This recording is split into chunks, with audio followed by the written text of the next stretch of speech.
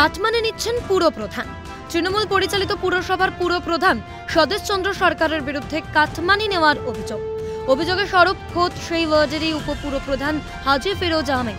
এই ঘটনায় তীব্র আলোড়ন ডালখোলা পুরসভায়। মানে 15% যে আছে সবার কাছ থেকে সব কাজে নেওয়ার পরে কাউন্সিলরদেরকে নিজের হিসাবে এদের এই পরব আছে 25,000 দিয়ে দাও, তো ওর পূজা আছে একে 25,000 দিয়ে দাও, মানে এইভাবে করে চালায়। আর কোনো রকমের কোনো মানে হিসাব কিতাব কাউকে দেয় না, কালেকশন করে ও টাকা নিজে রাখে না। হ্যাঁ, প্রতিবাদ করার জন্যে আমাকে কাজ দিচ্ছে না। পুরসভার দুই মহারথীর লড়াইয়ে মাঝখান থেকে বিপদে স্থানীয় মানুষ। এই নতুন বোর্ড গঠন হওয়ার পরে কোনো এক কাজই হয়নি। কেন জানি না, সেটা বলতে গেলে খুব খারাপ লাগে। যারা মানে চেয়ারম্যানের পাশে রয়েছে বা পৌরসভার পাশে আশেপাশে রয়েছে ওদেরই কেবলমাত্র কাজ হয়, সাধারণ লোকের কোনো কাজই হয় না। আমরা ঢাকান চাইছি, রাস্তাঘাটের অবস্থা খারাপ।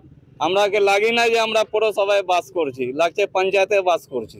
জানা যায় এর আগেও পুরপ্রধানের বিরুদ্ধে একতন্ত্রের অভিযোগ তুলে সরব হয়েছিলেন এই উপপুরপ্রধানই। ফের অভিযোগের তীরে সেই পুরপ্রধান, অভিযোগ অস্বীকার অভিযুক্ত পুরপ্রধানের।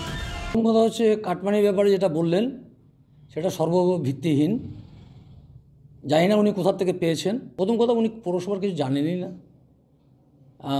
আর দ্বিতীয় কথা হচ্ছে যে রাস্তাঘাট যা উন্নয়নের যেটা প্রশ্ন আসছে, ডালখোলার পাবলিক জানে যে এই বোর্ড কিভাবে কাজ করছে।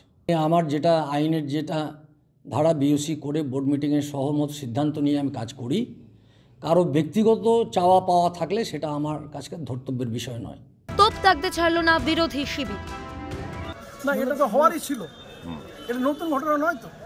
যেদিন থেকে গৌতম পাল ডালখোলা এন্ট্রি করেছে সেদিন থেকেই শুরু হয়েছে। তারা তো যাবো কেন? তাহলে কি ডালখোলার উন্নয়ন কি স্তব্ধ হয়ে রয়েছে? পুরোপুরি স্তব্ধ, কোনো কাজ আছে নাকি? টোটাল রাস্তা গিয়ে দেখুন তো। তবে কাটমানি যে হচ্ছে তা তো স্বীকার করছেন খোদ উপপুরপ্রধানই। দুই নেতার কচকচানিতে আসল সত্যিই এলো সামনে। উত্তর দিনাজপুর থেকে নন্দদুলাল সরকারের রিপোর্ট, ক্যালকাটা নিউজ।